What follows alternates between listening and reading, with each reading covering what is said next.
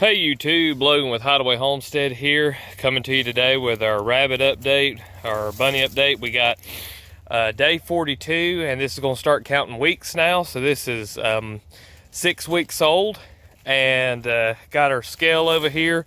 We're going to weigh one of the rabbits and just see what we're at here. Well, let me get us in the right order here. First, I'm going to cut on the scale.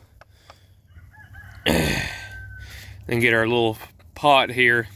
As they get older, I'll get a bigger pot, you know, just to set them in. They seem to not mind it when I'm weighing them, and it keeps them pretty calm. Any other way I've tried to weigh them, it's not a pretty picture. You just kind of set their butt down in there, and they kind of sit in it like it's a car seat. So let's zero that out, and let's grab one of our bunnies. Gonna grab one of our, I'm here, random. Come here, little buddy. It's all right.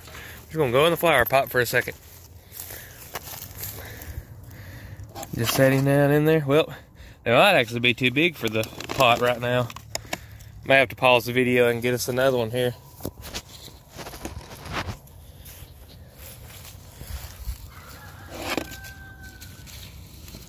Oh, there we go. All right, let's see what we're at here. We are at 2.8 pounds. All right. We can go back in now. It's out of the pot. 2.8 pounds. All right. So we're probably looking at here in a couple of weeks them being a little over 3 pounds. They'll probably be ready 5 pounds around 10 to 12 weeks.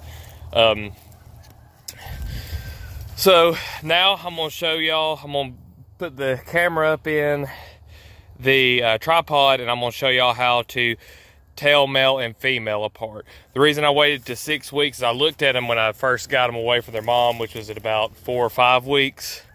And you can tell, but if you're not used to seeing it, it's not as easy to see.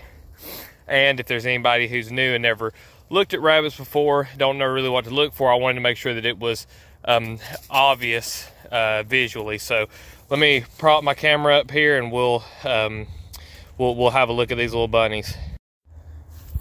All right, let me get us one here. Come here, little bubba. And now, so I already know what I've got. I've got three does and a buck. But what you want to do when you've got your rabbit, you want to get them to where they're on their back. Some of them are a little more cooperative than others. Do whatever you can to calm them. And then you're going to grab their tail right here, and you're going to put pressure right here, just above their genitals. And I'm going to try to get the best shot I can of this. As you can see, as I push, it kind of has like a little slit coming out there. I heard a guy refer to it as like a taco. Looks like a little taco. And don't be afraid to apply pressure. You're not going to hurt them. Sorry if there's a little bit of issue with the wind. It's a windy day. But put pressure on them, good pressure, so that way you can see for sure what you got. And this one here is definitely a little doe. So got a little doe here. Going to put her in the cage over here. You can mark their ears with a permanent marker. I know a guy, or well, the guy that I bought these from, he always put a little pink permanent marker in their ear for all the does. And I'd say if you were going to do it, do like an X and an O for, you know, buck and doe, or, you know, 1, 2, whatever you want to do. Any way you want to mark it.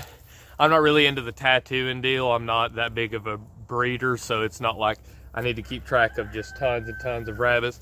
I like marking the cages better. I find though, as I do stuff on YouTube, every once in a while somebody gets their feelings hurt because I do something different than they do. And you have people flipping out because, you know, you don't tattoo them, or you don't do this, or you don't do that. But marking them is a great way to keep track when you're picking out boys from girls, especially if you're going to sell them. Like with these now, I'm not planning on selling these. So I just want to make sure that I get the bucks and does separated, because they can breed surprisingly early. And I've always heard, oh, wind nearly took my camera there.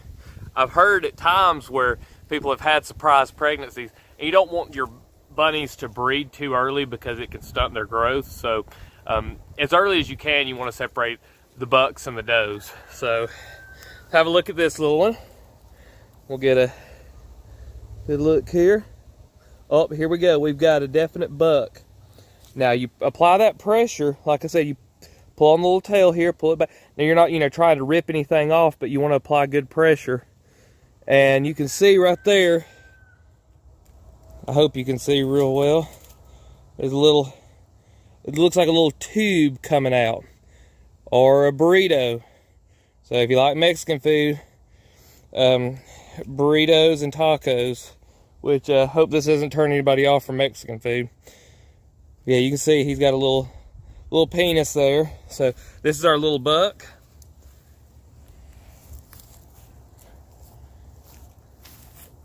And just to show you again, do this one a lot quicker here. This one's a doe. Let me get her here. Apply the pressure. See the little slit.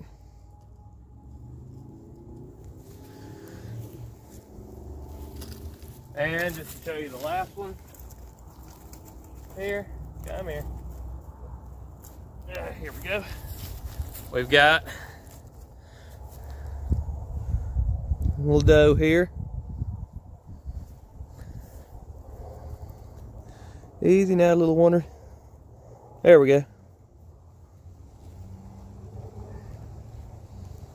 Oh, now see, this is a perfect example of how sometimes their genitals can look a little different. See, it still looks like a little slit and everything, but it's a little fuller than the other two girls. So as long as it's a slit and it doesn't have anything really rounded to it, you're dealing with a doe. Hers is just swole a little bit, looks like. Let me pull out the buck again just to show y'all. I believe this one's the buck. Couldn't find a permanent marker, so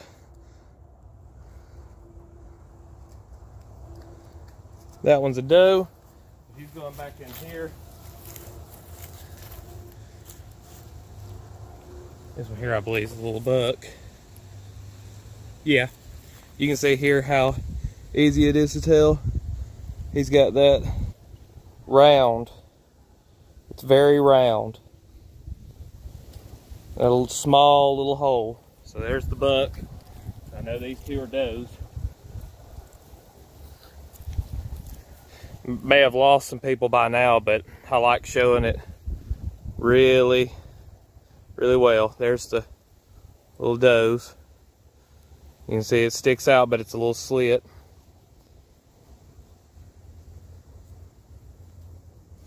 She goes back in here into the rabbit tractor. We want our grow outs and that.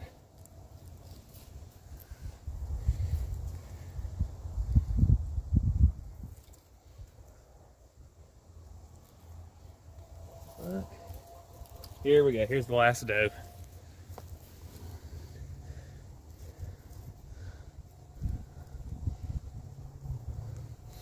See there, it looks a little more pronounced than the other two, but it's still like an oval slit.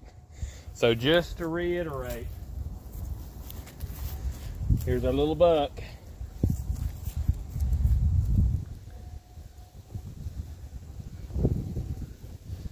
And he's got,